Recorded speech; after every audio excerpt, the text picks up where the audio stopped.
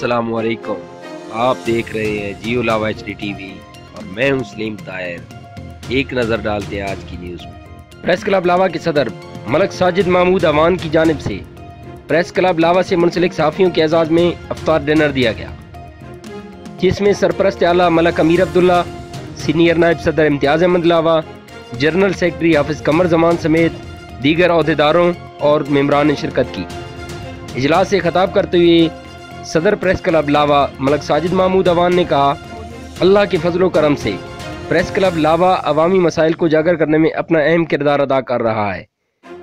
इंशाअल्लाह press club लावा मुस्बित तरीके से अपनी खिदमत सर अंजाम देता रहेगा। सरपरस्त आला अमीर अब्दुल्ला मलिक ने अपने खिताब में कहा, हमारी ज़िंदगी इस दश्त की स्याही में गुजरी है।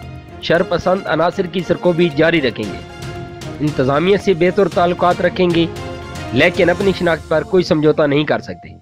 सीनियर मेंबर प्रेस क्लब लावा सिराजुल हक मलिक की जानिब से एक करारदाद पेश की गई, जिसे तमाम मेंबरान ने इत्तफाक राय से मंजूर कर लिया, जिसमें सदर प्रेस क्लब लावा की क़यादत पर भरपूर एतमाद करते हुए उन्हें यकीन दिलाया गया कि प्रेस क्लब लावा के तमाम अहदेदारान और मेंबरान उनकी ज़ेर क़यादत मुतहद हैं और उन्हें मसाइल के हल के लिए अपनी भरपूर मुआवनत और हमायत का यकीन दिलाते हैं।